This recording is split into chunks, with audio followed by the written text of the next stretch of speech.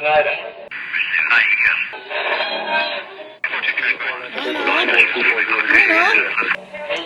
is that you? There, I think I got it.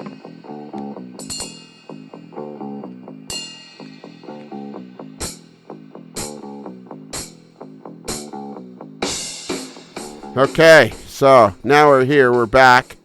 I'm getting over my. Well, I never did have a cold. I don't know what I had, but I was sneezing and coughing like crazy. But this is actually not now. This is actually a week and a half ago. It was the Canadian plague. Yeah, it was the Canadian plague. I was all out of hockey sticks. That's what happens. You don't. That's one of my favorite things. I say. You can go into any house in my neighborhood, in any house in Canada, rummage around, you will find a hockey stick in some form or another. There are a few towns where I live. It's the exact same thing. In the United States, it'll probably be baseball bats instead of hockey sticks. Yeah. But there are a couple of big hockey towns around where I live. Yeah, well, hockey's becoming huge in the United States. You know, there's now 200 NHLers are Native Americans. Really? Yes. No kidding. Yeah, that's huge. That's a huge number. What about all the Russians and Finns? Yeah, I know. They're all pushing us Canadians out. You Canadians are becoming second-class hockey citizens. Yeah, no. We used to be exclusively a Canadian club, except for the odd guy that was born on the American side of Sault Ste. Marie or something like that. And now it's like there's other people in it. The Espositos were from Sault Ste. Marie, and everybody, and Bobby Clark was from Flin Flon, Manitoba. Man, that's a long ways out there. Ugh. And is it ever? It is way out there. Okay, so the reason we're here, it's me and Boston Joe, and it's Boston Joe with his new microphone. Hello, folks. Yeah, this is very cool. So you got a brand new microphone set up, and it sounds just like you're sitting right beside me. Well, I am. I'm sitting right across from you in the studios of the Stuart L. Sterling building. Yeah, 48th floor of the Stuart L. Sterling building. So what this is February the 25th. This is another version of the AML All-Star Variety Hour. And what we have is a segment of the Kelly Questions with Rob Arsenault, the guy that weathers locomotives up in Edmonton, Alberta. Weather My Trains. WeatherMyTrains.com. The guy is an artiste. He's a complete artiste. And then we have, then I've been digging around in the drawer. I found some old tapes back there that I never published. I have a segment with Joe D'Amato, Smokin' Joe D'Amato. Oh, wow. We haven't heard from him for a while. I know, and he's the design engineer at Microtrains. I don't know. Can you be in charge of design and be an engineer? In my experience, the two don't go very well together. No, exactly. You'd have a lot of bridges that would look really nice, but they wouldn't stand up under any kind of load. Mm-hmm. Or bridges that stand up really, really well, but they're ugly as sin. Yeah, exactly. So we have that. He talks about this really cool. He talks about adding decals or decals if you're north of the border. He talks about how he puts decals on rolling stock or decals on rolling stock. So that's really, really cool. Cool. And then finally, I really found something really cool that I haven't published for a long time. And it was called What's on the Workbench? Whose workbench? Well, whoever's workbench, whosever house we go and we knock on the door of. Who's it going to be this time? It's going to be Ron Klaiss. Ron Klaiss rhymes with nice. Yeah, Klaiss rhymes with nice, and it's Mind Mount. He now, since we did this, he now has a company called Mind Mount Models. That's true. And He's doing very well at that. He's doing very well, and you'll hear tomorrow. There's his interview from Springfield, and he explains why it's called Mind Mount Models. Oh, I've been wondering about that. Yeah, well, some people name their stuff after the road that they live on. Oh, well. So that's it. Cool. It's going to be a big shoe. It's going to be a really big shoe. So take it away, Bob. Subway chimes, go.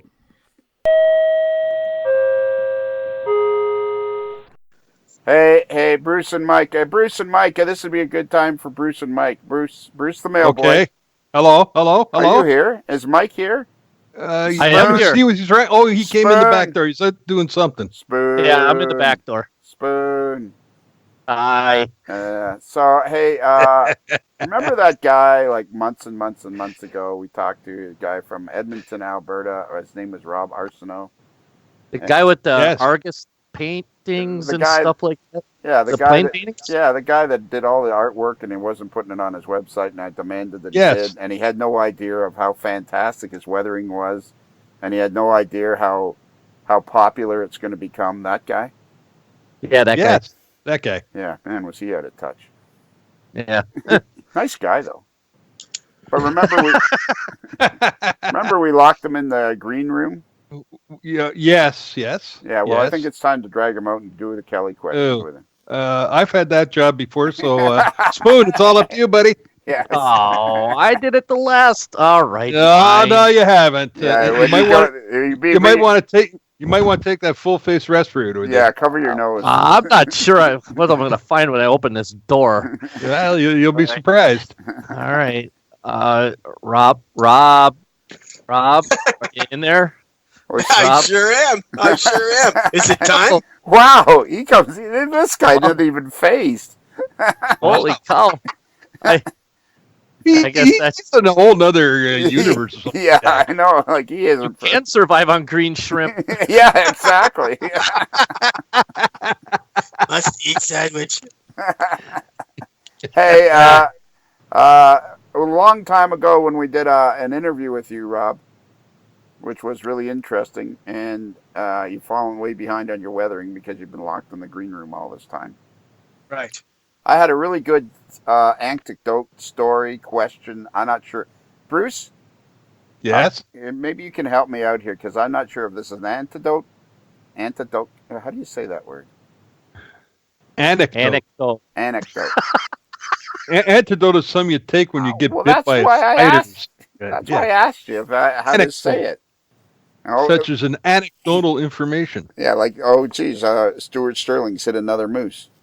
Yeah. Oh, jeez. Moose again. Yeah, exactly. You're never going to believe this, Rob, but one of our regular listeners, one of our regular contributors to our Facebook page is a UPS driver in Alaska. He drives between Anchorage, Alaska, and Fairbanks at night.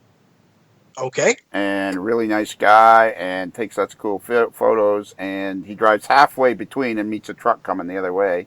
And he on a regular basis he hits moose. But the thing that most people don't know, the thing that you'll also be surprised by, is that he's a former F1 ace. Okay. And I think he won Monaco in '81. Yeah. Yeah, I think it was '81. Yeah. You know what we're going to have to send Stuart for his truck is like a stencil of a moose, so every time he hits one, he can spray paint one on the cab. Yeah. That's a good idea. Or maybe, if he has a stencil. The vanity wall. Yeah. When he gets to 5, he's a moose ace. Yeah, he's a moose ace. Wow.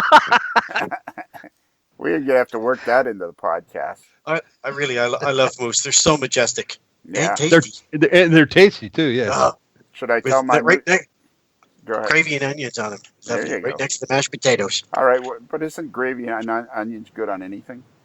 Pretty much. Yeah, I would say so. Should I tell my moose anecdote story? We're waiting. We're setting it Well, up. no, You you've better heard- not disappoint. You've heard it before. No, I may have heard it before, but how many others have heard I it think before? I've said this story before. Mike, should I tell this story again? It's one of my favorites. Absolutely. All right. Why not? All right, Rob hasn't heard it. So, Rob, on occasion I ride my motorcycle from Florida to Sturgis, South Dakota, and then from there I ride back to my home north of Toronto. And one year I was riding back and I hit a rainstorm, and I'd only got as far as La Crosse, Wisconsin. So the next day I set out, and I made it to Sault Ste. Marie like about 9 o'clock at night, and I thought, screw it. I'm just going to keep riding. And it was like another 6 hours to get home, and I'd ride deep into the night. The weather wasn't bad, except for the fact that it was raining and it was kind of cold. But other than that, it was a great night. So I stop at a burger place to have something to eat, and another guy on a bike pulls up, and he's talking to me, and he says, "Where are you headed?" And I says, "Oh, I'm headed towards Toronto." And I says, "What's the deer? Like, what are, he says, you should be, well, yeah, you got to be careful of the deer out there." So then I said to him, "What about the moose? Do I need to worry about the moose?" He says, "Nah," because now I'm on the north side of Lake Michigan. And he says, "Nah, don't worry about the moose." I said, "Oh, really?" He says, "Yeah, you'll never see him. You'll just hit it." All right. So now the anecdote I wanted to is that the word, anecdote? Yes. Okay. Yes. When I was talking to Rob before, and I was telling them all about my bestest buddy in the world, and also I was telling them about Mike Spoon Ostertag. I was telling him how Mike worked for Canadian National, used to operate Wisconsin Central locomotives, and I was saying to Rob, you ought to start thinking about American locomotives you can suggest to manufacturers, and he spit out the STL 39. And I went, "You're never going to believe this in a million years, but my buddy, Spoon, that's his favorite locomotive." I run every one of them except for the 581 because it didn't exist anymore. You ran every one of them? You didn't tell me that. Yeah, I've run every single one of them. But 567, when you ran 567, did you wear a red sweatshirt? The 587? 587. Yeah, 587. Yes, I did. Attaboy. I think I found a picture of you on it. So, Rob, so this is the guy I was telling you about that ran the STL. Ah, makes sense. Yeah. So now, Rob, we're gonna ask you a series of questions. So far, it's been pretty much about me, hasn't it? Really? Which, of course, whenever you're confused, revert to Rule 1. That's why I started the podcast. That's why you started the podcast. Yes. Okay, so Rob, what's new in the weathering game? What's new in the weathering game? Since the last time we talked to you. Have you got all those GMD ones done for Rapido? Just nod and smile. Yes, thankfully, yes. Can I interject here? Yeah. If he's having trouble with the questions now that they're easy, how's he going to make out? How's he going to make out when we get to the Kelly question? Yeah. Why don't we just get started? Yeah. This could. Yeah. Like, might as well throw them right in because it's not going to get any better, man. Exactly. Those things have scarred me for life, I'm afraid. All right. Well, yeah. They haven't scarred you yet, but they will. All right. Which do you prefer, steam or diesel? Diesel. Any particular diesel that you prefer? GMD1. The GMD1. You got the GMD1 jitters or something, don't you? They're just beautiful utilitarian machines. They are cool units. Aren't they kind of like... Actually, I got a thing for the Dash 840 CM as well. Well, you got to pick one. Dash 8. Screw it. You're going away from the GMD1? Wow. You heard it here first, folks. Holy moly. Mark down where you heard this. It'd be a day for tell your grandchildren about. So what's the Dash 8 what? Dash 840 CM. The Dash 840 CM. Is that not similar to the Elco or the RS1? Where it's same horsepower? No. Favorite prototype railroad? Canadian National. All right. Did you work for the Canadian National? No, but it's the home road I watched when I was a kid, so all right. It makes sense. So that seems to be what happens with everybody. Yeah, exactly. What was the home road you watched, Mike, as a kid? I watched a lot of the Milwaukee Road and stuff like that. Yep. And you watched the Milwaukee Road because your dad worked on it. Yes, I did. Yeah, yes, he did. And Bruce the Mailboy, what's your favorite railroad? My road I really liked to watch when I was growing up with the Essex Terminal Railway in Windsor, Ontario. Yeah, exactly. Did they have any colors too? Did they have cool colors? Originally they were kind of like almost a cyan green color. Oh, all right. Did they have any? Now they're yellow. Did they have any GMD? Are they still going? Oh yeah. Oh, that's cool. That's unusual. Did they get swallowed up by anybody? Nope, there's still an independent railroad in Windsor. Wow, there you go. Which is just south of Detroit. It is. Rob, if you were rail fanning, would you rather photograph the trains or ride on them? I'd rather photograph them. Okay, because? I don't know. I just like to be able to use the photos as a reference, actually, for my work. Okay. And it's more thrilling to watch them going by. You have the Doppler sound, you have the smoke, All right. the whole deal. The ground shakes. I've ridden on them. I like them. Okay, perfect. What was your first model train? It was a train set, lifelike train set. Okay, it was lifelike train set. Do you remember the locomotive? Was it a Santa Fe war bonnet? Nope, it was a CNF7. Okay, all right. So there's always an F unit back then. What year would that have been? We can't seem to get away from them, can we? No. 1972. Okay. What's your favorite model railroad scale? HO. True or false? Is N scale dead? False. Oh, okay. Do you like N scale? It's not for me, Okay. but I understand why people do like it. Okay. All right. This is going pretty much the way I envisioned, right, guys? I think so. So far. How come I'm the only one laughing? Because I'm always the only one laughing. What's your favorite model railroad? Well, that's a good one. I really, really, really like Norman Skredding's Clearwater subdivision. He's a local guy here, and he's got a layout based on CN's Clearwater sub in British Columbia. It's finished, it's fully scenic, and it's got a fully functioning CTC system that you can run from a bedroom, and all his signals are scratch built or modified to match CN standards. It is a beautiful piece of art. Wow. And how long have you get to operate on it? I do.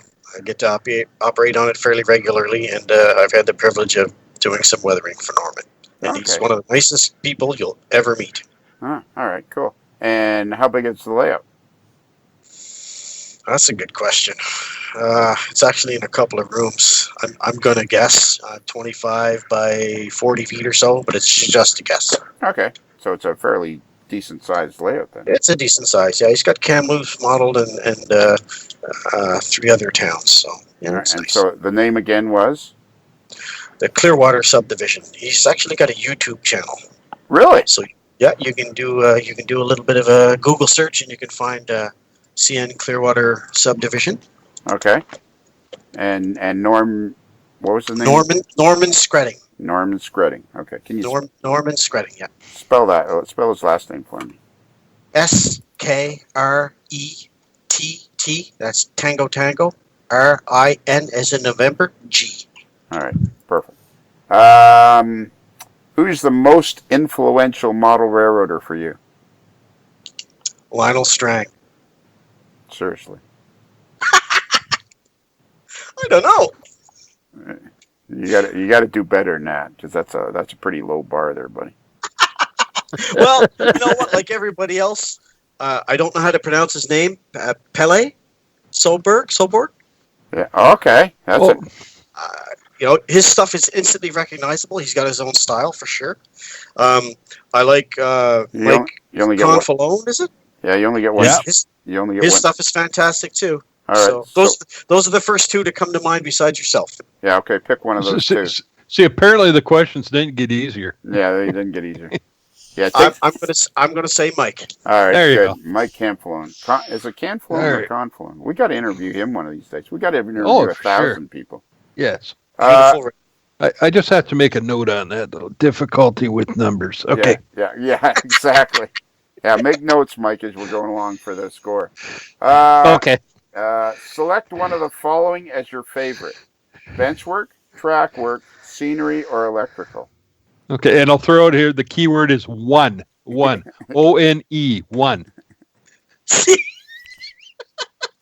Scenery. And electrical. Scenery. Ah! There you go. Well, I didn't want to disappoint you. Jeez. Scenery, okay. And have you done much scenery? I have done some scenery on a previous layout, and I've got 40 years of experience painting skyscapes, if you know what I mean. Okay, and we don't want to. We should remind people that you're an accomplished artist and did a lot of aircraft. What do we call them? Drawings, paintings. A lot of aviation art. Yeah, a lot of aviation art. There's a lot of Aviation art. museums in Eastern Canada. A lot of museums have my paintings. Why yeah. isn't that stuff? Is that stuff on your website now? It must be by now. It's going to be very shortly. Okay. Well, we did the interview like months and months ago, and you still haven't put it up. Well, yeah, but I've got to go through the collection and find the best ones. Man, I can't believe Spoon and Bruce. I love how he says, "Yeah, it's it's displayed in a lot of aircraft museums and this and that." Like this guy's like, "What have you been living under a rock or something?" Like, why don't we know more about this guy? I don't understand. Is that a yes or no question? I'm going to say yes. Yeah, I wasn't talking. Yes. I'm not sure I was even talking to you there. If you could give somebody in the hobby starting out just one item, what would it be? And cost is no object. Someone in a hobby, one item. Now, if somebody's starting out in the hobby, somebody's starting out and they tug on your shirt tail and they go, "Mr. Arsenault, what should I do?" And you say, "Here, kid, take this." And cost is no object. High quality camera. Ah, that's good. Well, you like that one, Mike? Yes, I did. That was my answer. Was it? Yes, it was. And apparently it was memorable. All right, that's a good answer. I like that answer. Apparently Mike likes it too. Where do you buy most of your model railroad supplies?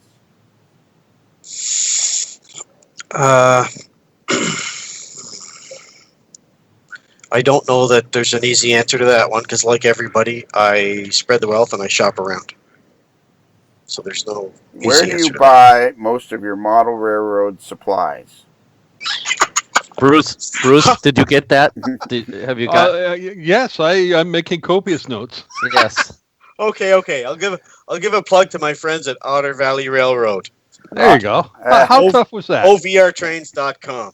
OVRtrains.com. Otter, and I'm assuming that's in your hometown there where you are? No, they're in Ontario, but they've got a great selection, good prices. Okay, are they just strictly online or? No, they've got a large shop. They live in a rural area. They got a large rural property, large shop there. Very well stocked. Bruce the mailboy, do we know what he's talking about? Yep. Okay. Apparently I'm out of touch. But I think we were pretty much figured that out. And that it's near Ottawa, is it not? No, it's actually near You're down Hamilton way. Aylmer. Yeah. I am so out of touch. Well, with the internet, the world got very small, didn't it? You could buy your trains anywhere you like with a click of a mouse, even at weathermytrains.com. Weathermytrains.com. Ooh, there nice you go. plug. Nice one. Plug. Yeah. Hey, notational there. Yeah. Smooth plug. Smooth, yeah. Yeah. Favorite? Well, you could have said weathermytrains.com. I didn't say you couldn't own it. Did I say you couldn't own it? The question wasn't, where do you buy most of your model rail supplies that you don't own? You could have said weathermytrains.com. That's going to hurt. So you're saying he could have said weathermytrains.com was his favorite supplier? Even though it's his business, he could have said, right. My favorite supplier is weathermytrains.com, which I happen to own. Yeah. You got any questions on that, Spoon? My business ethics wouldn't allow me to do that. Well, there you. Yeah, that's. Did you get that? He's got ethics. Yeah, he's got ethics. That's going to hurt. He's got ethics. Yeah. That's a Big deduction right in there. points right there. Yeah, that's going to really. Yeah. That's going to hurt. Yeah, that's going to leave a mark. Yeah. I'm one of those people. I'm one of those selfish people that likes to eat 7 days a week. All right. So I did plug the business a bit. That's going to leave a mark like a slap shot to Jerry Cheever's face. Yeah, exactly. Favorite train event of the year, model or prototype? Super train. I knew he was going to say super train. Super train. Is that like a show or something? And Yes, it is. It's It's a And then- large national show in Calgary every April. Oh, it's a train show in Calgary every April. Yes. Home of the Calgary Flames And the Stampeders. and the Stampeders. Okay, so now, regular beer or light beer? Regular. Sheesh. What kind of question is that? I'm Canadian. There you go. Regular beer or light beer? Regular. Attaboy. Salty or sweet? Sweet. Dogs or cats? Dogs. Do you have one? Yes. What's his or her name? Her name. Tipsy. That's a good name. And we for a call dog. her that because she was the runt of the litter. And when she came to see us, she tripped over her own legs and did a somersault and kept coming. So I said, she's And you said perfect. Tipsy. Yeah. She's a little tipsy, but we'll take her. Okay. Coke or Pepsi? Pepsi. All right, on this next question, take your time with your answer. Your favorite hot dog condiments? Ketchup. Oh my! Yeah! Oh, my God. Big plus some points there. Ketchup. Although mustard is a close second, I think, Too bad. yeah. but it's second. Have you ever been bungee jumping? No. If you were a beer can, what size would you be?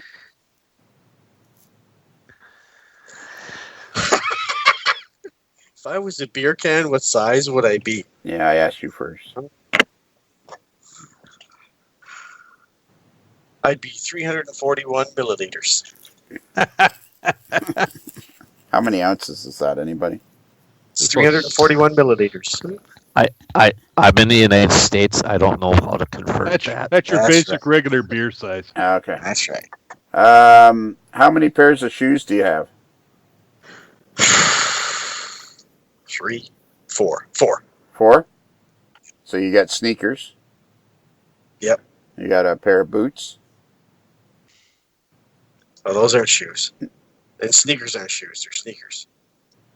Man, this guy got You a said bad shoes. attitude. Ooh, Wow, you that- said shoes. You should have said footwear. I don't know. All right. Who cares? Shoe snob. Yeah, shoe snob. All I He could think of was- did well on the hot dog question. Now it's just gone right downhill yeah. again. Turns out- Says you, Bruce. yeah, Is says this you. guy really- is this guy really asking me how many pairs of shoes I've got? That was what I was thinking. You know what? I distinctly heard that was the question. Yeah, that's Yeah, I'll back you up there. How many pairs of shoes do you own? Am I That- am I That mumbling? was the question. Yeah. I'll say 4. Am I mumbling or something? 4. All right. And what kind? Yeah, exactly. No, that's forget that. That's who we were getting to. Well, the hell with Yeah. it. It's too late now. All right. Carry on. Columbia. Carry on. All right. Let's see how he does on this question. What is your favorite Bobby Goldsboro song? Pass. Did I he- phone a friend? Did he leave? Yeah. What's my favorite Bobby Goldsboro song? Did he only have the one, or did he do others? It doesn't matter. Well, I'm asking him what his was. Same one that everybody else likes. Okay, The cool. title escapes me. Honey. Yes. Yeah, it's Honey. Okay. If you were a superhero, what sort of powers would you have? Did he leave? I don't know, I'm thinking. He's thinking. Okay, Oh. I'm here. I suppose I'd be able to weather a GMD1 in 30 minutes. You'd be Weathering Man. Yeah, weathering. There you man. go. Yeah. What would your costume look like? It'd be rail brown. It'd be greasy. with chips out of it. Be chips out of it. Yeah. Yeah, there's a- And my shoes would be dusty. the superhero's costume is greasy. Locomotive man. Look over, yeah, he'd be sliding off everybody. Have you ever had a brush with the law? Yes. Yeah, no kidding. There was humor in it though. No was shock funny. there. Yeah. Yeah. What was it? I was on my motorcycle driving from the Canadian Forces Base Borden in Ontario to my first posting in Greenwood, Nova Scotia, and I was getting tired, and the day was getting long, and the sun was starting to go down, and I started to dial up the throttle because I was trying to make it to New Brunswick before it got dark, because I wanted to be safe on the road. Right. And I was lying down in the tank and passing 3 18-wheelers, the 401. Right. And I look into my rearview mirror and I see a police car probably 10 feet behind me, and I'm looking at my speedometer. I'm saying, wow, I'm doing 160. He's doing 160. I better pull over. He's in a real hurry. They pulled over right behind me. Uh-huh. That's right. I was doing 160. 160 kilometers, which is 100 miles an hour. Yeah. Oops. Yeah. Oops. That's what I'm. Everybody's invincible when they're 22, aren't they? Yeah. Well, that's what I'm gonna try next time I'm being followed by a cop. Boy, is he going fast? I wonder where he's going. He pulls me over, and he's got this puzzled look on his face. You can see my bike. I've got all the luggage. I've got the bags. I've got the tank bag, and I've got the full leathers on. And he's asked for my license, and he says, "Do you have any idea how long I was behind you?" He said, "Do you check your rearview mirror?" And I said, "Oh, of course I do." He says, "Do you have any idea how long I was behind you?" And I said, "No, not really." He says, 3 exits. He says, I couldn't figure it out. He says, "I was behind you, had the lights on, you weren't speeding up, and you weren't slowing down." Huh. I guess you couldn't see the car right behind you with all the red and blue lights on it? Yeah, well, kind of lying down on the tank, just trying to, make book, get to the hotel. A little tired. So did he give you the ticket? He reduced it. So he asked me what I was doing, and I said, "I'm actually driving to my first military assignment." And he said, "Oh, really?" He said, "I see." He said, "How do you think your new CO would feel if I called him and told him I just stopped you doing 160 on a 401? I said, "Oh, it wouldn't be good, that's for sure." He said, "Yeah, well, it's your lucky day, because I used to be a military policeman, and I know exactly how much hot water I can put you in. So I'll give you a break. I'm going to dial it down to 120. I'll give you a ticket for 120 instead of 160, because basically we'd be putting your bike in the back of a tow truck right now." Yeah. Well, that'd be awesome. I'd love to get to work on time. There you go. New job and all that. Yeah. Just keen to get to work, I guess. I don't know. So, yeah, a little bit of a rush in with the law. Nothing too serious. There you go. Yep. Have you ever been on TV? No. No? No, I've got a face for radio. Okay. So you've never been on TV. That's good. I like that. I'm not sure why, but that gives me a reassuring feeling about. Yeah, I got a podcast. Who is your best friend? Christina, my wife. There you go. That's a good answer. She's the best. There you go. And how long you guys been married? Getting married next month. Actually, May, right, honey? Married in May. Okay, let's back this puppy up a couple of stops, because I'm definitely. Yeah, dude. I was afraid this was going to happen. Doesn't understand how marriage works.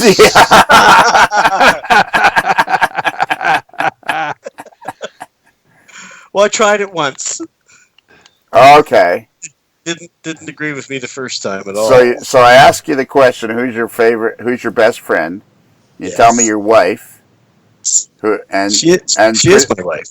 Oh, she is your wife? You're getting married in May? Yes, get married in May. We're common law. Right. So she's not your legal wife yet. She's going to be your wife. Sure. Okay. But you got divorced once. So that's something you only want to do once. Ideally 0 times, but if you have to do it, you do it only once. Exactly. All right. What's your favorite zoo animal? Giraffe. Wow. You spit that one out pretty easy. He did too. Yeah. Which is good, because giraffes spit a lot. Yeah. Do they? They do. I didn't know that. How do you know that giraffes spit a lot? They do. Camels spit too. How do you know that? So I've been spit at by a giraffe. This isn't your pet giraffe, Ollie, is it? No. Okay.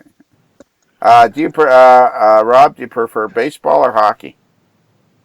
Trains. Oh my god. Oh, jeez. Jesus Christ. You need a new question there, guys. Do you prefer baseball or hockey? Trains. Are you familiar with general rules and how things work, Rob? Okay. Hockey. There you go. If you could choose only one professional sports team to root for, would it be A, the Detroit Tigers, B, the Toronto Maple Leafs, or C, the Milwaukee Brewers?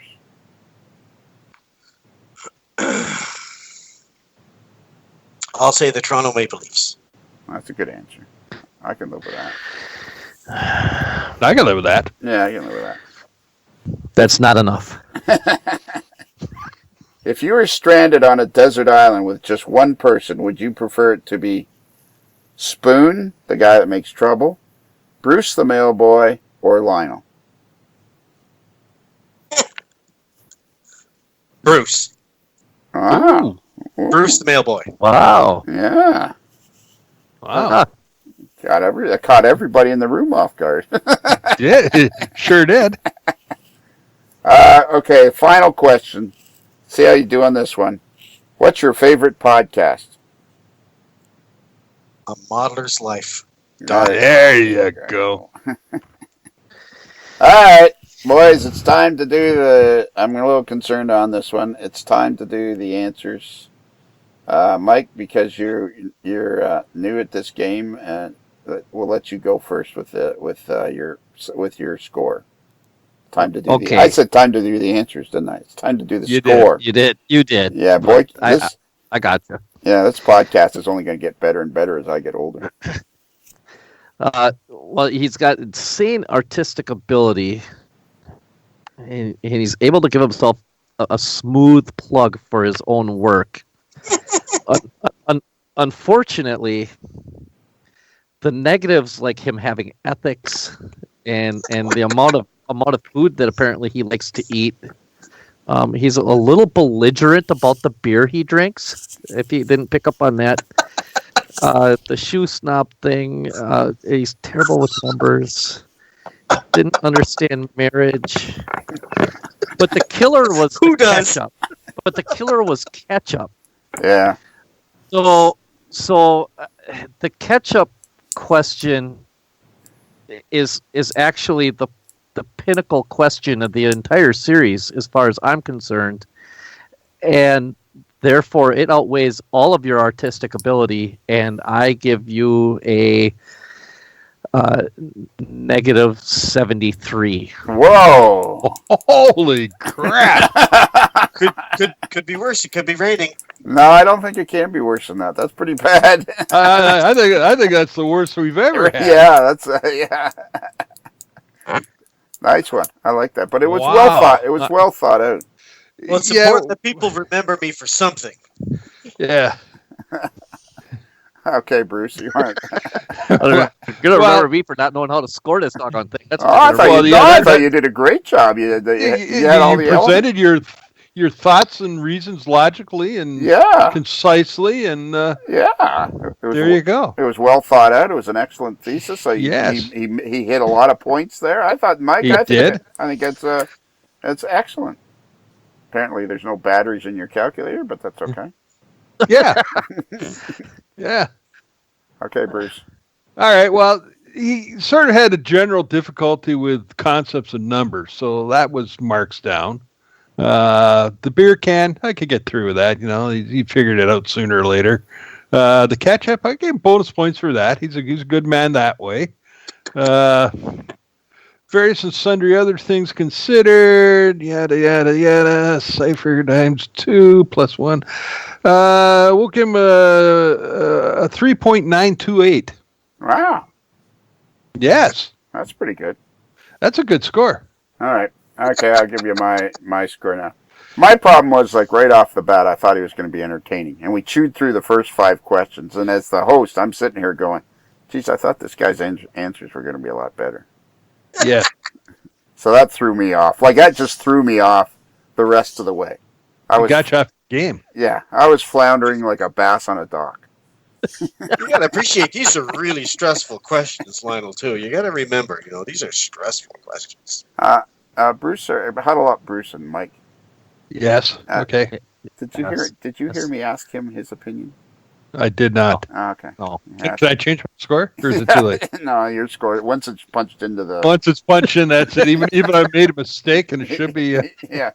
Okay. All right. So, anyways, I got thrown off on the early part of the thing, questions, and then we got through. He couldn't figure out the number. It was like pick one thing. He struggled with that. The hot dog thing was a mess. I mean, that whole ketchup. I mean, what do you like? What is the guy like 8? Then he had he'd never been bungee jumping. That was good. The shoe thing, the shoe snob. He's our first ever shoe snob. Yes. So that kind of threw me because I had kind of recovered when he said the one thing he would give us a beginner was a camera, which I thought was a great answer and reinforced Mike's answer from much earlier. So I thought that was good, and I was on my way until we came to the shoe snob thing. And he struggled with the favorite Bobby Goldsboro song. And there's so many to choose from, of course. That's true. And of course, although I did like the greasy superhero with the greasy. The superhero, that was pretty good. Rusty brown with grease on it. Yeah. Although, and then the marriage thing, he is screwed up. Christine is in for a long road. She got a long life ahead of her. Anyway, so after all that, and he picked Bruce the Mailboy to be on an island with him. Anyways, I did some ciphering. But he also did pick the Leafs, though. Yeah, that's right. And I did it the other way. I did it the Saudi Arabian scoring method. Okay. Anyways, after I take that into account and I reconvert it back to the North American scoring method, I came up with a half. Wow, that's not bad. Wow. Not bad. Yeah. A half. Yeah, I came up with a half. So you got a -73, a 3 what was it, 5.9? 3.925, I think, or 928. Yeah, and a half. And when you average all those out, I think you now are the proud owner of the worst score ever on the Kelly question. Atta boy. So the day hasn't been a total loss. Oh, that's awesome. That's great to know. Yeah. We'll get a picture with you and put it up on the wall there. Yeah, exactly. So let's practice. If you're ever asked the Kelly questions again, let's practice one of the questions. Just so you'll be kind of like... Mustard. No. Mustard. No. Where do you buy most of your model railroad supplies? WeatherMyTrains.com. WeatherMyTrains.com. Now, was that so hard? We highly recommend you go to WeatherMyTrains.com and check out Rob's weathering. It's unbelievably good. And he has all kinds of other stuff he can sell you. And he's overstocked on EMG or GMD ones. Weathered GMD ones. And I think that's pretty much it. Well, yeah, check out our website, modelerslife.com. We can go to Patreon, although this might be on Patreon. You can go to Facebook.com or Facebook, our links there for that. And Bruce, can you give out our email address? Our email address for this internet fad email thingy, which seems to be working out and becoming more popular with the cool kids. Yeah. Yeah. Our email address is modeler'slife, modeler with one L, modeler'slife@gmail.com. Beautiful. Okay, Rob. You can leave now. Thanks very much. The popcorn can't be beat. The sparkling drinks are just dandy. The chocolate bars and the candy. So let's all go to the lobby to get ourselves a treat. Let's all go to the lobby to get ourselves... Hey, we haven't done a road trip for a while, you know. Oh, okay. I was thinking we should head on over to see Ron Klaiss, and it's Klaiss, like as in nice. Ron Klaiss over in Jersey.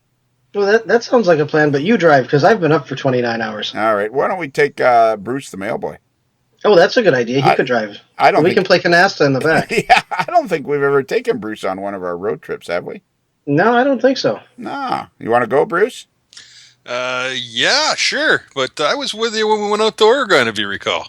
No, I don't recall. Apparently. That's how much of an impression you made on me. I think it was the long nap he took in the trunk on the way there. It must have been. The fumes finally got to him. Yeah. All right, let's. Canasta. There's a hell of a good game. Yeah, and I always. I figured shuffleboard was a little too hard in the station wagon. I always drove my sister-in-law nuts because we'd play canasta at the college, and I'd say at the cottage, and I'd say at some point I'd always say, "Can I canast now?" And that would always drive her nuts. Anyways, let's get in the car and head on over to Joyzy. All right. All right.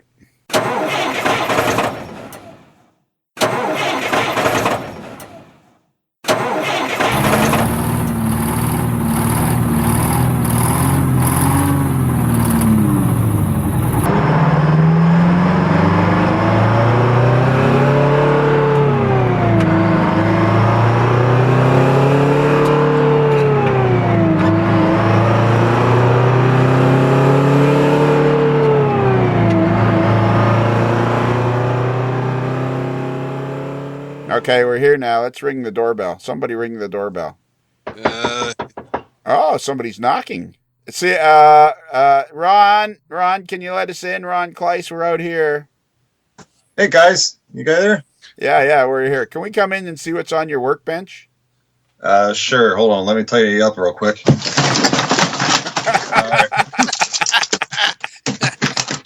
All right, there we go. This episode will be what's on Ron's floor. Yeah.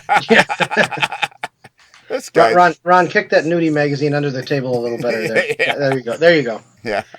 So, Ron, word has it that you had an airbrush you weren't too crazy about. It was driving me crazy. I guess you could say that. What kind was it? It was an Aztec. I guess it was Testers made those. Yeah. I got it. About 14 years ago, and from practically day one, I've had problems with it. I guess it might have been just a lemon or something, but it was just aggravating. So I was trying to paint a model last weekend, and it took over an hour to get a couple, shots of paint out of this thing, and it was just frustrating me. So about a year ago, when I was walking through Harbor Freight, I saw they had airbrushes on sale for $10. That's Harbor Freight for you, and I said, well, in case of an emergency and I'm in the middle of painting something, let me get this just in case. So I got that out, and it lasted about 95% of my model. I sprayed almost the whole thing with this $10 airbrush, and then all of a sudden, out of nowhere, it's like the shocks went out of it, and the tires started falling off, and I said, forget it. It's sort of like one of those soft metal screwdrivers you can get there too, right? Yeah, the flexible screwdriver, sure. Yep. Yeah. So what? So that one's gone too. So you have no airbrush now? No. I actually did a little research, did some Facebook feedback from people, and I ended up splurging and getting a Wada. What'd you say? You spent a Wada on it? A lot of money.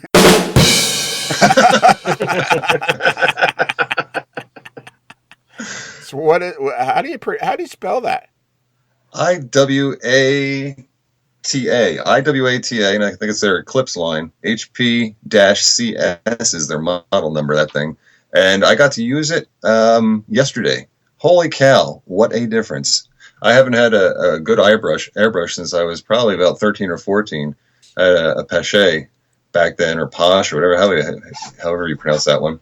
That one just got lost in all the moves that I had. But this Iwata, totally worth the money. Excellent airbrush for what I'm doing for it. You can get fine lines with it. You can get wide, heavy coverage. It was a gem to play with. It was really nice. Is it a single action or double action? No, that was a double action. Yeah, because double action is you push it down and forward, right? Down and back. Yeah, down gives you the air. Down gives you the air. And then as you pull it back more and more, it allows more and more paint to go through. Okay. Right. So that's how you get the fine and the heavy coverages and stuff. It was really, really nice. And it's not hard to use that double action thing? No, not really. As long as you remember to push it down first. You want to always have the air going, because Yes. if you pull it back and then push it down, all of a sudden you get this like gallon of paint shooting out on your model. And splooch. Yep, there goes all the detail. Oh, Forget that's it. kind of cool. So I didn't know that because I've always used a single action one with the little bucket, beside it. I've just always used those. What the hell? I think it was a Posh, but it's a single action thing. And that's all I've ever used. I tried having a double action one once, but nobody ever explained to me how it's used. Have you done a video on that yet? No, not yet. No, the research that I did do on YouTube, I actually learned that make sure that you push it down first and then pull it back. Just a few days ago, as I was researching which models and stuff I wanted to get, I saw that on a YouTube. God bless YouTube. Yeah. And I said, hey, I never knew that. No, that might be one of my problems. Why I have these issues, because I might have been like in any position and pushing this thing down. But that Aztec, it was a piece of garbage. So I blame everything on that thing. How much did the Iwata cost? Well, if you go to like a Hobby Lobby or a Michael's Crafts or something like that, just make sure you bring the 40 or 50% coupon that they have. And yeah, definitely. It was still $125 US. Okay, but well worth the money. Absolutely, it's probably be my till the day I die type of airbrush. As long as they keep it clean, this thing's gonna work great. I can just tell. Are you sick or something? Just in the head, but I think I should live a long time with that kind of type of head. All right. So what's on your workbench? What are you using? What is you building on your workbench? What are you using the old airbrush on? Well, I used it on a micro-engineering steel trestle. One of the tall steel trestles of the. Easy for you to say. Yeah, a trestle. A trestle. Anything like a bridge? It's exactly like a bridge. So the past couple days, I've been laying some Code 70 rail on that thing. Let's see. I have glued it and then spiked it with some of the micro-engineering small spikes, little micro spikes. Right. And this is the first time I've actually gone this far on a bridge. I built one when I was 12 or 13, and I think I just used it might have been Elmer's glue or something back then. I have no idea, but the rails were popping off, and I didn't even know what a track gauge was, and NMRA I never even heard of. So I would just take some Atlas Flex Track and rip out a couple sections of ties and glue this thing on to this wonderful wood trestle that I built when I was 12. So this one is really, I'm taking my time doing all the measurements, using gauges and checking everything, and I'm on the third rail because it's a dual gauge. You're kind of cutting in and out there. I wonder why. Oh well, maybe it's me. Maybe I'm not listening properly. So that's what you're working on right now, is that bridge. What color did you paint it? GN, I guess Great Northern Big Sky Blue is the color that I ended up using it. And it's a little bold when you first put it on, but after I weathered it and I did some Ralph Renzetti weathering techniques on that with the oils and the fan brushes and stuff that he used. Right. That is a fantastic way to do rush streaks and like little grease streaks and stuff like that. Really, really effective. Got that on there, let that dry for a little bit. Just held it in front of like a heater that I have in the shop here. Right. And then I took some of the Bragdon weathering powders and brushed that on, the light gray and the light tan stuff, and that just really brought the whole bridge together. Toned that blue down, and it's really, really nice effect. I'm enjoying how it's coming out so far. I like those Bragdon powders myself. They're my favorite. Yeah, they work really, really well. A little trick that I learned with them is if you take some alcohol and almost make like a paste with them. Yeah. You can apply that to like water tanks and stuff, and it gets that like scaling effect on the wood and stuff. It's really fantastic. It looks really good. Oh. That was another Ralph Renzetti tip of the day. Really, that's 2 tips of the day from a fella named Ralph Renzetti. Ralphie Boy. Ralphie Boy. That's a guy. Yeah, that's a guy. He has a Facebook page. I think it's called. What's it called? A Touch of Yesterday. I think it's called. His Facebook page, all about his weathering. I think that's what it's called. I believe that is correct. Is that correct, Bruce? Yes, it is. All right, I got it right. And okay, so why did you paint your bridge blue? Is that the colors that they were to be painted? Well, I've seen them silver, and I've seen them that steel and gray, dark black type of thing all over the place. Right. And I like my stuff to kind of stand out and be a little bit different. So as I was researching, looking at how steel bridge trestles and stuff look, I saw a couple of them that were painted blue, and I said, well, that's pretty unique. You don't see that too often. And the one that I'm kind of modeling on is actually in like Austria, I think, in Europe. Right. And I said, that's what I'm going to do. I'm going to make it this crazy ass blue color, and it's really effective so far. I'm glad I picked it. Do you have But you have a YouTube videos. You probably did a video about building this bridge, didn't you? No video. I will eventually. I'm almost done it. I can take all my photos and stuff. I don't have any actual video shot of it, just pictures. Right. But I can make a montage and explain and go through the different steps that I've done. I've done quite a few different, threads on Facebook Model Railroad type of pages. Do you have a Facebook page for your railroad? No, but I was thinking about that actually. I've seen these people, Ralph de Blasie's popping one up there, and you got like Ralph. You got one going, so I think to have a Facebook page, you might have to be named Ralph. I was going to say, do you only follow guys named Ralph? Ralph and maybe Lionel. With 2 L's. All right, so that's it. What's the next project after the bridge? After the bridge is going to be, I have some new models coming in for a scratch-built sawmill. I'm going to do it all from scratch. I'm going to draw up the plans. I've been looking at different available kits, like the Sierra West models. Right. They got a really beautiful kit, but I'm starting to see it more and more, and I don't want that on my layout. Right. So I'm seeing some other ones that other websites, other guys have scratch built or different kits that they've modified. So I'm taking those type of ideas and I'm going to blend them into a plan of my own. But I'm waiting for the equipment, the saws and the cutoff saws and the wheels and all that. Oh, I see. To show up, so I can actually size it up and see how it's going to fit on the plan. So where did you buy those from? All those pieces? Where was the company from? I think it was hobbylink.com or something like that. They had all the pieces that I wanted so far in stock, so I ordered it from them, and they had a pretty decent price. Okay, cool. But you don't remember specifically the name of the company. Hobbylink. You think it's Hobbylink?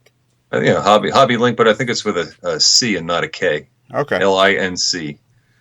All right, cool. All right, well, that's it. We're going to leave now because we've eaten all your snacks and we've drank all your soda, and you didn't. And we had some Yingling. I got more of that if you want to guys hang out a little bit.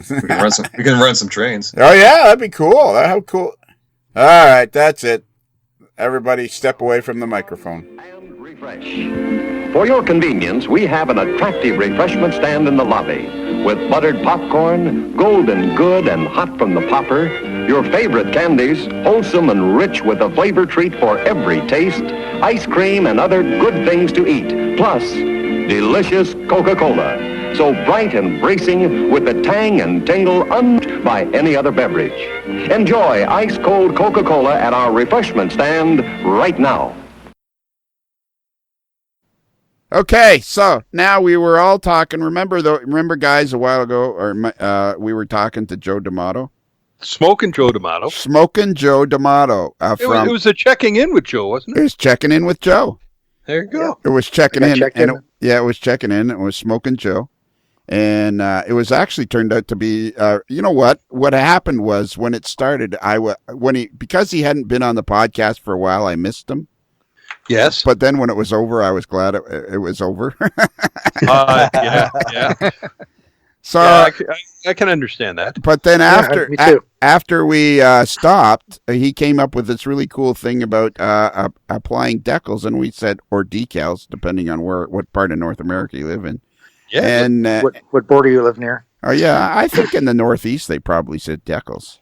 They say pop. And we said, hey, we should broadcast this. We should record this. And so we've hit the button again. And now we're going to record this. So in present is R. Joe, first let me introduce, this is my brother Bruce. This is my other brother Bruce. And this is Dwayne. Yeah, and this is Dwayne. Yeah. So present R. Bruce Kelly, superfan number 1, creator of the Kelly Questions, and the president of every model railroad club within 100 miles. We have Chris Atkins, who occasionally has the Atkins diet and he lives in Argyle, Texas, and home of the Argyle Fighting Sox. And present. And then we have Bruce, the angry mail boy. That's me. And if you don't, and I'm not angry. I'm happy right now. So yeah, and but if people don't send you mail, you get angry. But he's not sitting on a milk crate, right? Yeah, exactly. Yeah, in his milk crate. Yeah, exactly. And Smoking Joe D'Amato, who has blessed us with his presence. But first, before we get to this really cool modeling tip, we would like to discuss the fact, Mr. D'Amato, Mr. Kelly has asked us to tell you something that we're not sure you're going to be too happy about. He's not coming to work tomorrow. Right. I guess he won't ever have to worry about it. For those of you who don't know, Joe is the design engineer at Microtrains, which is in Medford, Oregon. And Bruce Kelly, who now lives in Medford, Oregon, and is the president of every model railroad club within 100 miles, works part-time at Microtrains. He did used to work full-time, but then they got into a bit of a dust-up. They got into a slap fight, and Joe fired him. And then I intervened, and Joe's taking him back on a part-time basis to see how he works out. He's on parole. Yeah. Yeah. So, and Bruce, you don't want to go to work tomorrow? Oh, no. Not tomorrow. Not tomorrow. Well, tomorrow morning, what actually happened is the Cascade line, which is the UP that goes from Klamath Falls to Eugene, Oregon. They had a tunnel collapse.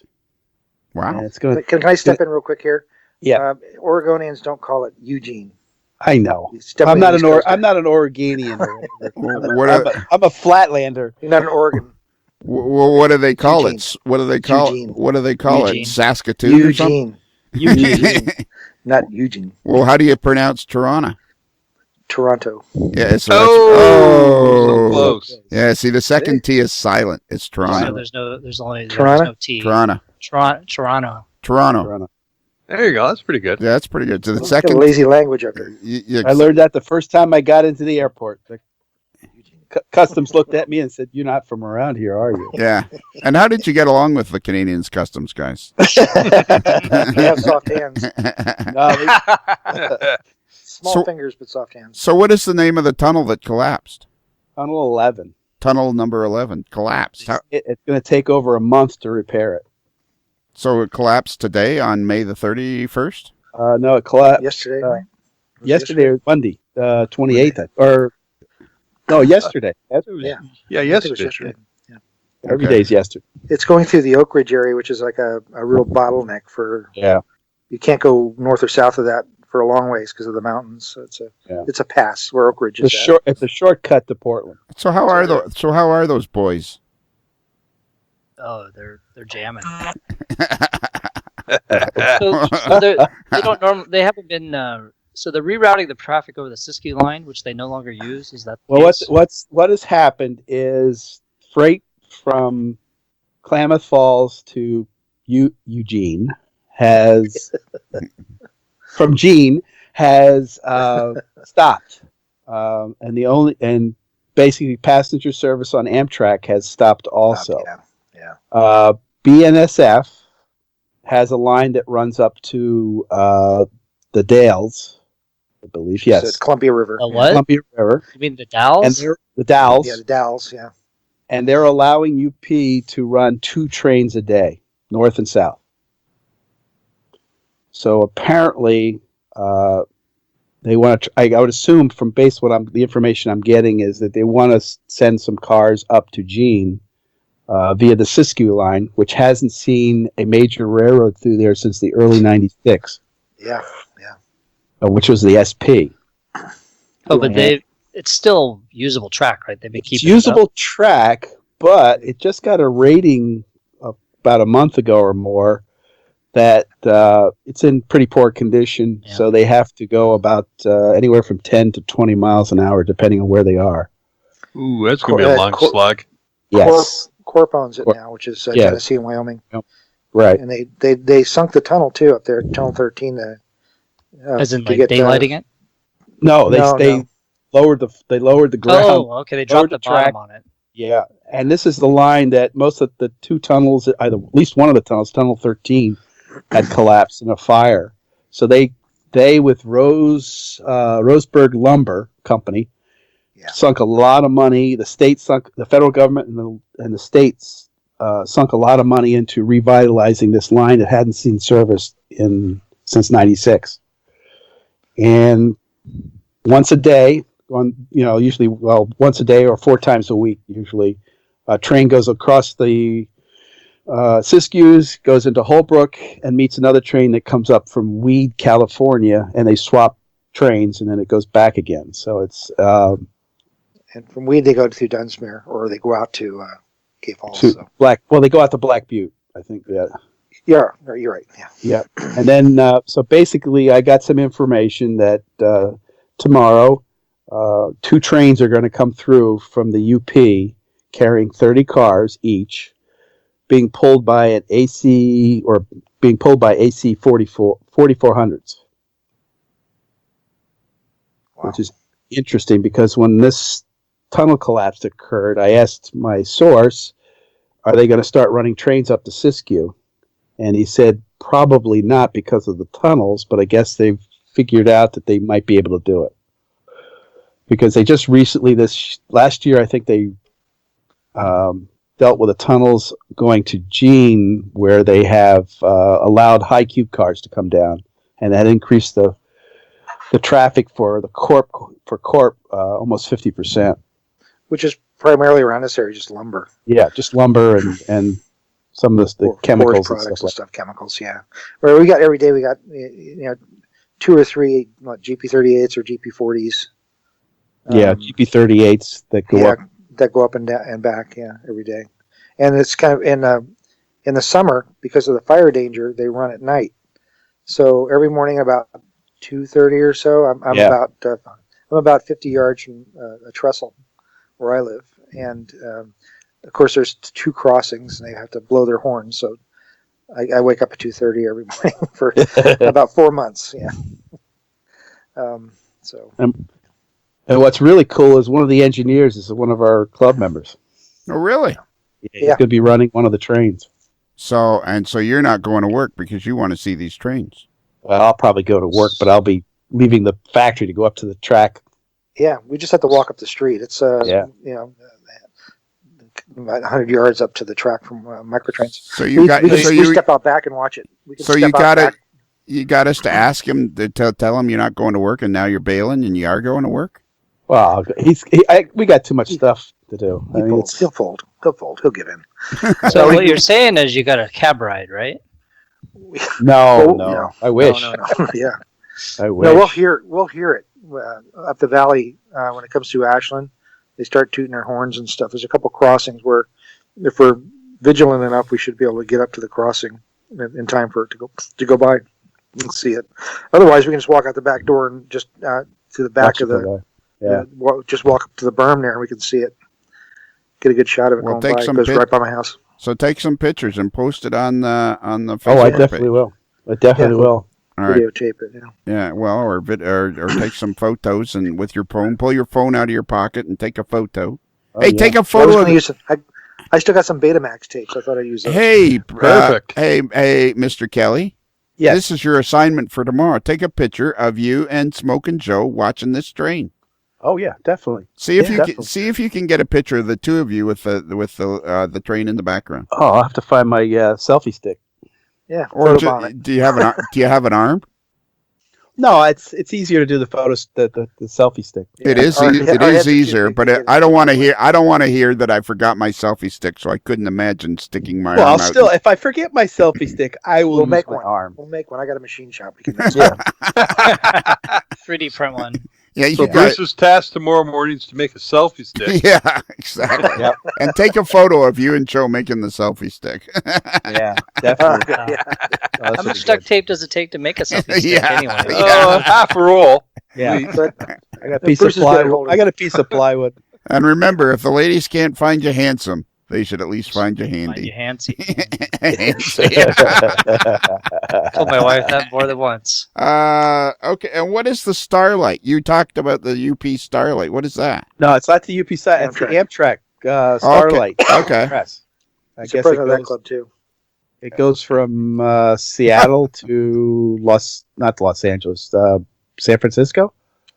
Starlight, yeah. It runs all the way. Yeah, then it hits up it changes over to the coast. And, Starlight. and what's the proper way to pronounce San Francisco? San Francisco. San Fran. San Fran. There you go. All right. You can't call it Frisco. You can't And call the it city Frisco. and the city of angels. Frisco will get you skinned in San Francisco. Yeah, it's called the city. Yeah. All right. So so now we've had that little. So that's pretty cool. There's tunnel collapses. There's trains going on different lines. You're going to take a photo of you and Joe making a selfie stick and a photo of you and Joe watching the train. And a photo of us doing a craft project. Yeah. What's really interesting is I don't think there's been a train this long since '96. Really? You're right. Yeah. Even when I first got here, the trains were running. They stopped running. Early '96, I think. No, they were still going through. No, they were going through. Hornbrook Holler was still going through. 2005 or 6. And what, then to they had the Hornbrook? tunnel, Then they had the fire and collapsed it, and that was shut down for 6 years. Well, my expert says '96. Well, I don't know. I just would stand out there and watch it. So I know. Yeah. So that's a big We deal. can So you fight got about this tomorrow. You got to take photos of this. This is a huge deal. Yeah. Now, if I have a photo of just the track, it's because it derailed somewhere on the Siskiyous. It's wedged into the tunnel. Or it's wedged in a tunnel. It's by the end of Tunnel 13 is very famous too because that's where the last train robbery was, and they these two brothers held up the train up there and blew it up, blew up the postal car, killed everybody in it, and torched the money. And they weren't even sure if the money was there either. That was That was 1986. Is that what you guys said? No, they stopped that was running them. It was in was it early 1900? 18 something. No, it was it was 1905 or 15, something like that. Yeah. Two brothers, and the rumor is that there wasn't anything in there, and they did it for nothing. Oh man! And one went to the Midwest. I think the other one went to South America for a while. And yeah, they both got caught. And they both served time. And one was called Butch Cassidy, and the other was called the Sundance. Hey. So now so do we understand what's happening here? By the end of business tomorrow, we need to see on the Modeler's Life Facebook page a picture of you and Joe either standing in front of an empty track or you and Joe standing by watching a UP train. Right. But if the track is empty, you guys recreate it in Microtrains trains. There we go. I tell you, we'll both get boxcars and walk up and down the track. Yeah. There you Well, go. if you hold them just right, just and hold then it you right. get Yeah. stand on the other end, Like it'll you look hold like a full-size train. full-size car. Yeah. Yeah. It'd Yeah, be there like we go. the news stations using simulators to show had the train actually been here, it would have looked like this. Yeah. like they do during storms, and they stand in the water. We'll stand in the middle of the track. Yep. Yeah. I'm telling you, if there's not a photo on Modeler's Life tomorrow of something, I'm gonna the evil overlord's gonna lose it. I Said know. something, Bruce. Oh, You don't want to see that. No. No, We have something we of have which. Photoshop. We'll get Joe to stand up on the ridge with his pants down. No. no, we want a train. We want a train photo, not something that's going to. Okay, we'll give That would be Bruce with his friends. Yeah, come on, you guys. There's I bet you there's at least Kaylee Zhang. Kaylee Zhang might be listening to this. Come I'm on, gonna have to cut that out. I forgot. come on. Might have break. any kind of equipment stuff to mount it, like a caboose or whatever. Right. Bruce can use They his have like caboose. a caboose or Bruce's caboose. Yeah, this used to be a good podcast. All right, so the reason we're Did it? Yeah, it used to be. Okay, so the reason we're here, the reason we've all gathered here today is because Mr. D'Amato, Smoking Joe D'Amato, is going to tell us about his trick for, this is why we started this, is his application of decals.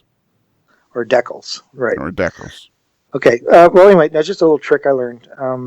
You use a standard process of cutting them out. Cut, of course, as close to the image as you can. Right. And then you put the decal down, and then you put some Solvaset on it, or your whatever your favorite decal solvent is. And I let it set for just a half a minute or so. and then I take a hairdryer on warm, and just gently from a distance start blowing hot air on it. And what that does is, and we used to do this in an industrial capacity, and that's where I learned the trick. It helps soften up the decal a little bit more, and then accelerates the drying time, and it really sucks the decal down fast. Right as you're watching it, I do a lot of custom work in Z scale and N scale and homemade decals, and I don't want to spend a whole lot of time waiting for things to set up because I'm still maneuvering the shell around to add details to it, and invariably I will always stick my finger into a wet decal. But this way, it dries pretty fast, and if I still see some silvering or can still see some of the carrier, I just put another application of Solvaset on it, pierce the areas where the silvering is, so the solvent can get underneath the decal again, and then come back again with the hairdryer. Now you don't want to get too close to it. You don't want to get too hot, obviously, because you don't want to melt anything or distort it. It doesn't take a whole lot of heat to do this. Okay. And I've even taken a old hairdryer one of my daughters had, and I found a little nozzle where I basically duct taped it to the end of the hairdryer, so it had a small nozzle on the bottom, so I could really direct the air closer, in a more precise way. And you just go back over it again, and it'll settle right down really fast. So you can speed up your decal application, considerably doing it that way. Then I come back. Once it's dry, then I'll wipe it down with clear water and blow it off again just to make sure all the water's gone and everything's completely dry. And then give it a coat of course, clear gloss. That's the secret to that is that helps. The reason you do that is it helps smooth out the edges around where you cut the decal out and kind of fills in around there. And then you follow that up after it's dry with a clear flat. And I throughout the whole process, painting, when I airbrush it, whatever, I still use the hairdryer, and it just accelerates everything and hardens things a little bit faster for you. So it'll speed up your finish time quite a bit. And like I said, I've used it on everything from Z scale to G scale, and I've never had a problem with it. It's always set really well. And if you have to take the decal off, you just follow the same procedure. You put Solvaset on it and let it soak for a while. And then work it off, clean the surface, and reapply your new decal on it. But the hairdryer can be your best friend when it comes to finishing up models. And it works on structures. I use it on my layout, on markings I put down on roads or whatever. Okay. I have a few questions. Sure. But before I do, I would like to apologize to the Bruces, and I would like to apologize to Mr. Atkins in advance. I hope you guys will accept my apology before I go on. Okay, so you said you need to blow hot air onto the decal or the decal? Yes, with the hairdryer. What do you need the hairdryer for?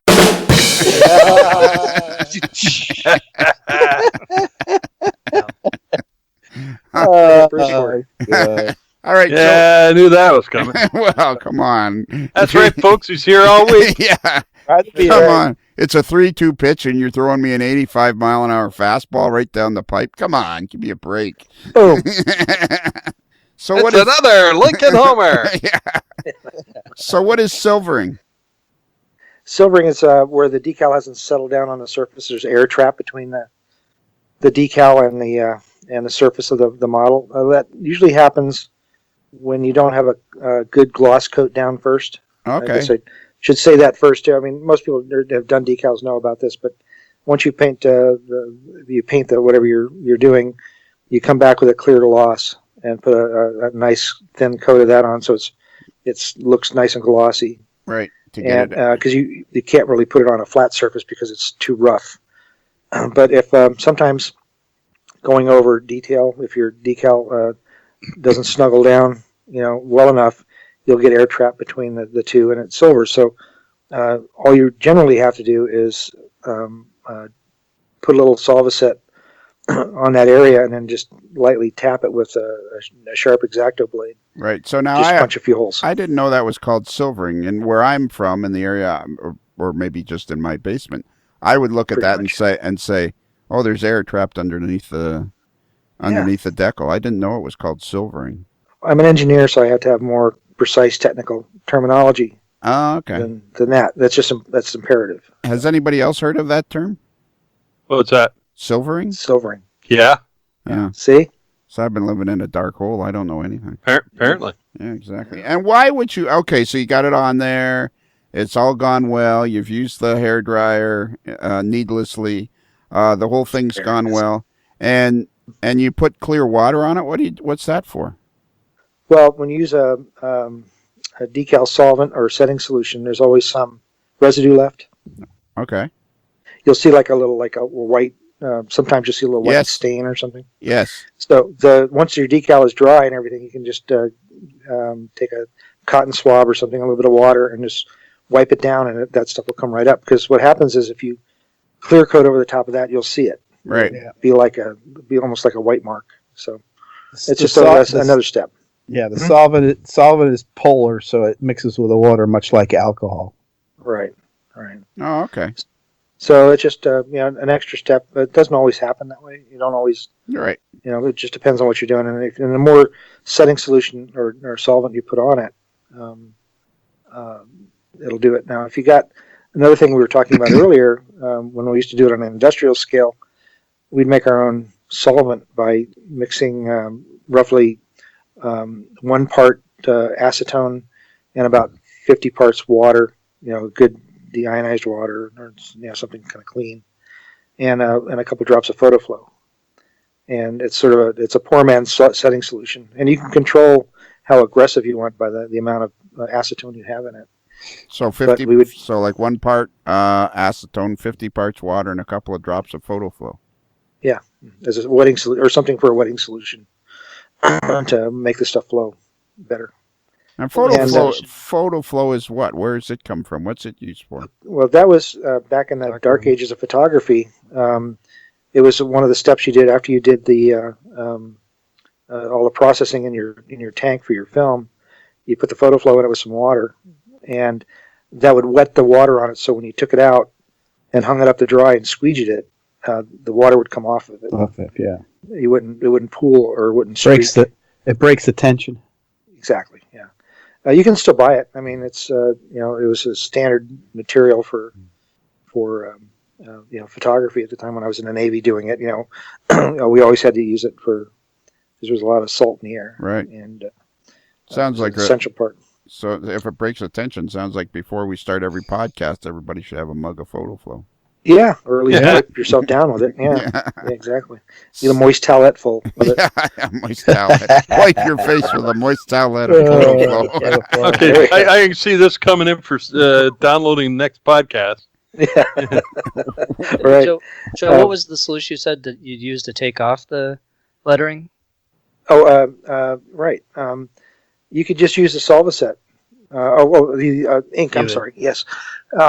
On stuff that's printed, like what we use, we were printing our cars. If we have an error or there's debris gets on it, or we got to change something, we use Coleman white gas. White gas. And we just take a little dab of that. We've got a little dispenser, one of those plunger dispensers, and they just get a Q-tip wet or a cotton swab, and they wipe the ink right off. Now, when it's fresh, it just wipes right off like nothing, and it doesn't hurt the paint. It doesn't leave any residue or anything.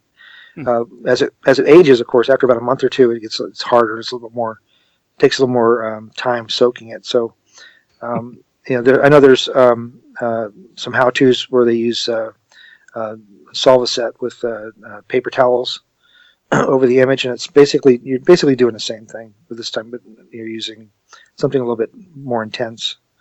And try it on a piece of plastic that's not going to show somewhere.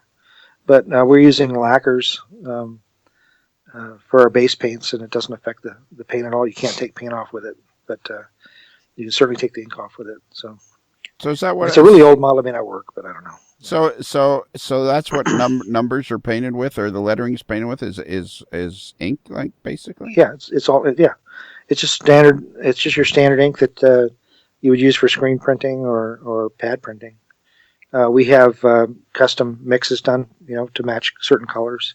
We have our own formulas for making, the colors for different letters and stuff. and it's just it's thinned down to a certain point where it's where it can be picked up on the plate. I didn't know that. Did anybody else know it was ink and not paint that was doing the lettering on models from manufacturers? Yeah, I did. I did. How come I don't know anything? You just know different things. Yeah, there you go. That's a good answer. I know different. Not that you don't know anything, you just know different things. I like that. It's like being special. Yeah. You're special, Lionel. I know different things. Yeah. Just not the same things we do. Yeah. or anybody else, apparently. That is cool. So, there's... Whoa, wait a minute. What's Coleman gas? It's white gas. It's used for camp stoves. Camp naphtha. stoves. Really? Yeah. Yeah. So, yeah, we get you can get a small can of it. I would think that potentially lighter fluid might work too. I know some people that use that. That would work because I know a paint manufacturer in the UK recommends lighter fluid as a thinner for their brand of paint. There you go. Yeah. So, is it lighter fluid? That's butane. Not the butane. No, like the old Ronson stuff. Ronson. Oh, okay. Yeah. Mark so when you guys start telling me I need a rotary dial phone to do something, Yeah. Well, yeah. If you're doing, some people are that's how you buying get to our customer service.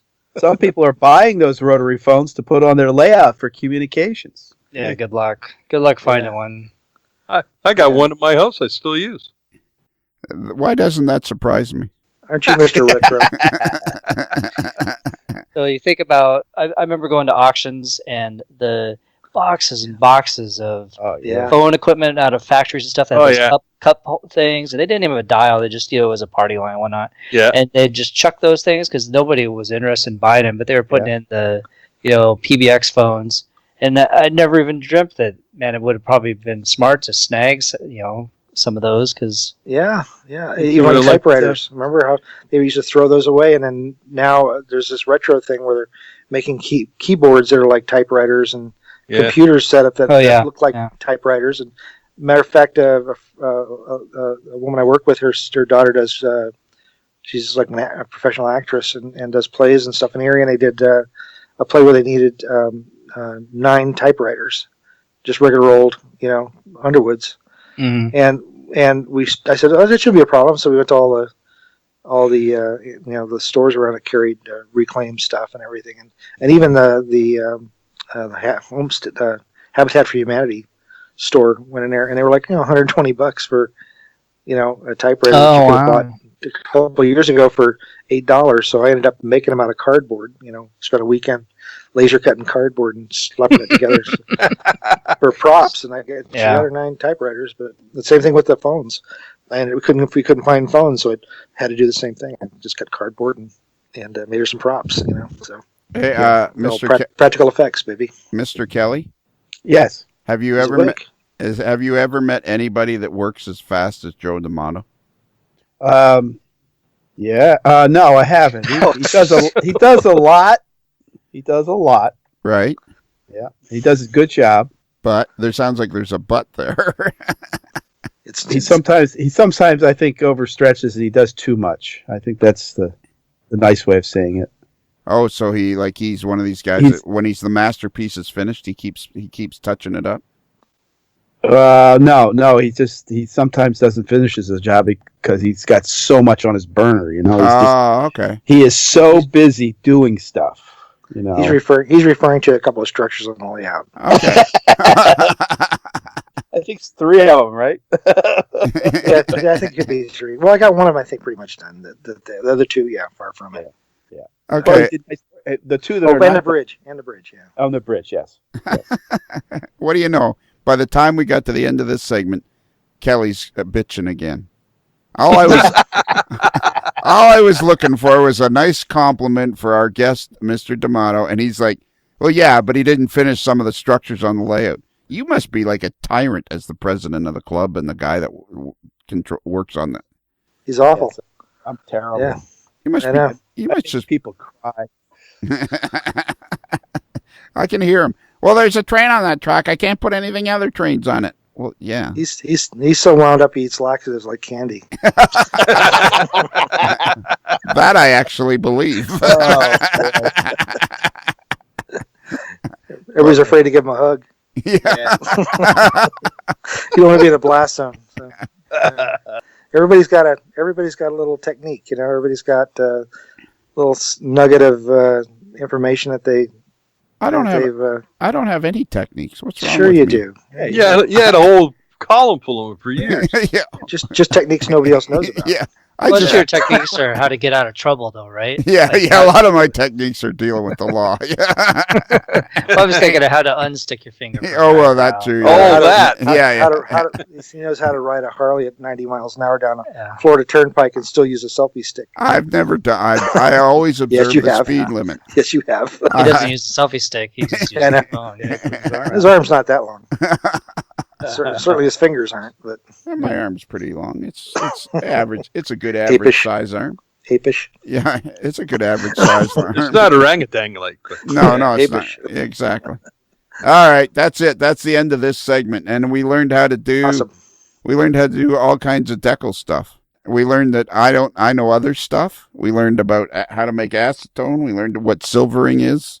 I bet you the thing about these podcasts is there's always somebody out there that doesn't know something. That's why you got to ask questions. This is perfect for me because I don't remember anything, so I'm always the one asking questions. That's it. Can we go now, Kelly? Oh, sure. Thank you. Thank you. Mercy. So what'd you think, Joe? That wasn't that exciting? Oh my gosh, that was terrific. I can hardly contain myself at this point. Now you want to go off and do some decals. Mm-hmm. I need to go out and get some decals. Decals? We'll compromise. Yeah, we'll compromise. Yeah. We'll call them decals. I wonder if there's anybody in the United States that calls them decals. Well, I'm sure in our happy little group there are those who use the phrase. Because it's not unusual for a lot of the Northeast to have some of the same phrases as they do north of the border. Never used that one. No. It's always been decals around here. Do you say pop or soda? Soda. Yeah, that's what pop is not unpopular, I think, in parts of Wisconsin and the Northeast. Yeah, pop's like a Midwestern thing. Yeah, and that's a Canadian thing, but I started going with soda about 15 or 20 years ago. And then the one that always kind of gets me that I heard about recently was down south. They say Coke, like in the generic term. Yeah, like I'm going to get a Coke, and that could mean Sprite, ginger ale, or grape knee-high, or anything. Yeah, I'm going to get a Coke. Yep. Doesn't necessarily mean you're going to get a Coke. You could be going to get a Pepsi. I know. I was in some bar somewhere, and I said, or some restaurant, and I said, I'll just have a Coke, a Diet Coke. And she brings it back, and it tasted distinctly like Diet Pepsi. And she came back, and I said, is this Diet Pepsi? She says, yeah, that's what you ordered.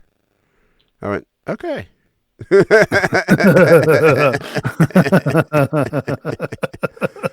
I'm not picking any of that up, but all right, if that's what you say. All right, so we listened to Rob Arsenault, weathermytrains.com. He's did the Kelly questions, and then we listened. What did we do first?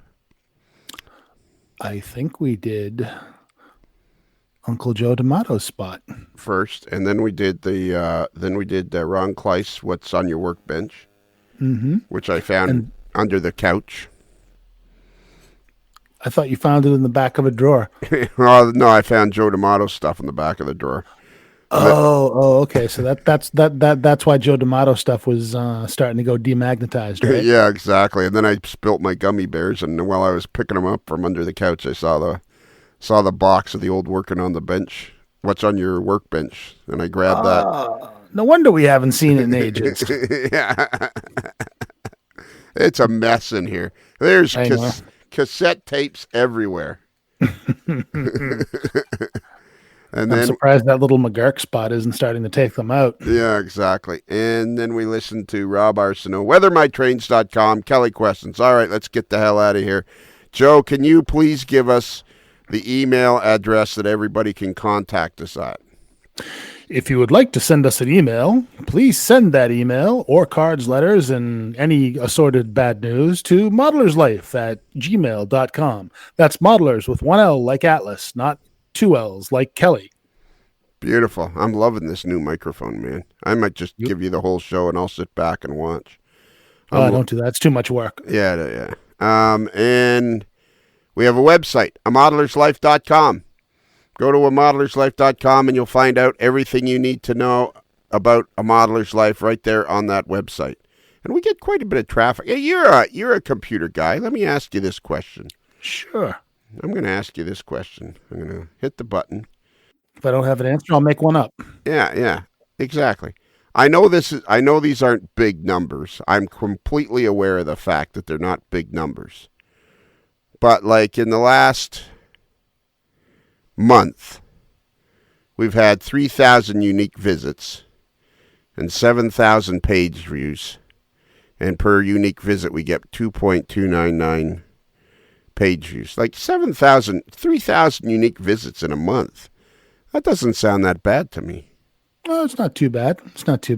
I've worked on websites that used to get that in 15 minutes. Well, yeah, exactly. That's why I know that. Like it's not super duper popular, but it must be.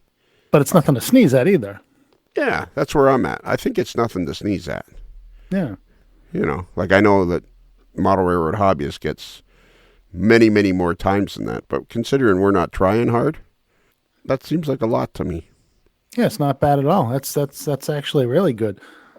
What I can't get my head around is the idea that there are people downloading the podcast from Estonia. Yeah, now there's something we could talk about. I'm starting to get a little curious. Like, is this has got nothing to do with you, does it?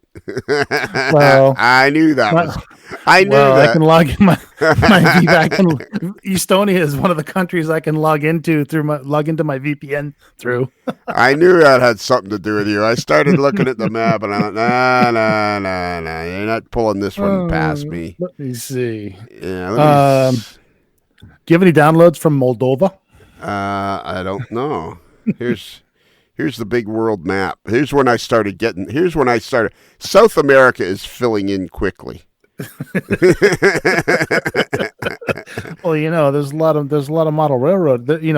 South America is a hotbed of model railroading. And actually, I think there is a fair, but none of them speak English. I don't think. So we got what in Colombia. Now, how about Colombia? Have you done Colombia?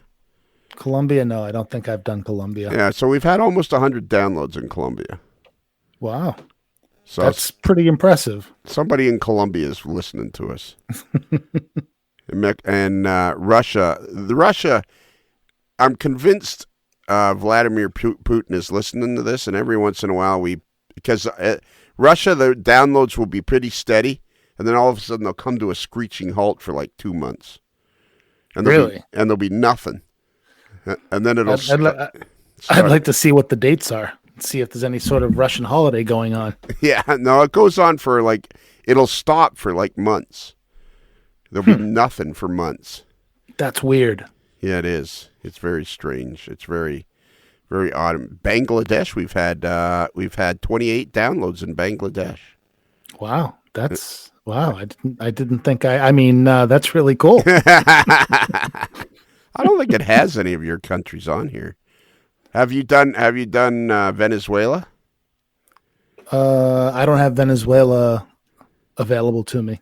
Right. That would be Venezuela for the VPN stuff is something that you would file under the same file in the same box as like Iraq and Iran. Okay. We're not allowed to do business with them. All right. Can you do it in Wyoming? No. Well, I probably could. I'm just not gonna go that far down the rabbit hole. It can be broken up by country, and in the United States, you can go to different states, but they don't actually break out the states. Right. In the number one place that's downloaded the most anywhere in the world is New York City. New York City. Yeah, the New York and New York, Long Island, all of the boroughs of New York City. That's all Dave Barraz's fault. Yeah, and then San Francisco, Oakland, San Jose areas next. Wow. Followed by Chicago, Atlanta, Washington, D.C., Denver, Philadelphia, Dallas, Fort Worth. We know that's Chris. Mm-hmm. Boston, and Hartford. How far down the list is Boston? And this is the top 10. So Boston comes in at a solid number 9. Cool. And then number 10 is Hartford and New Haven. I always like going to the bottom of the list. Rapid City, South Dakota. Huntsville, Decatur, Palm Springs, Meridian. Palm Springs. Palm Springs right now. Elmira, New York, Sioux Falls, Youngstown, Lubbock, Texas, Great Falls, Greensboro, Palm Springs again, Rapid City again. So there you go. It's always it's just amazing. You can go basically anywhere in the greater the lower 48. You could find somebody. Somebody's going to be listening. Yeah, somebody's going to be listening. All right. How many downloads have we had today? Let me see. Just today. We were doing pretty good today. I think we were closing in on 1,000 today. For today, we have had, today's over, we had 932 downloads. Wow. Today. That actually is really impressive for one day. Is it? Yeah. Oh. I feel it. Objectively, it may not be, but I feel it's impressive. I think as podcasts go, I think, if we had to live off of this, we obviously would starve.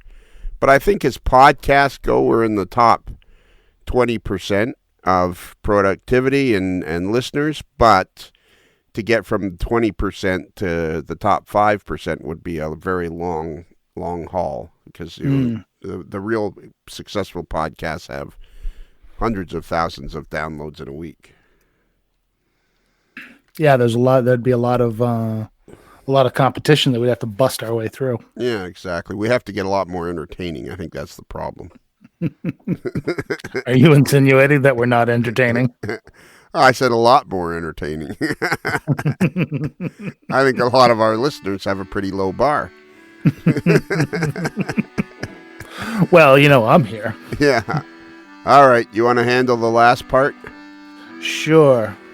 So, remember, a modeler's life is rated marginally adequate by 6 out of 10 parking lot attendants.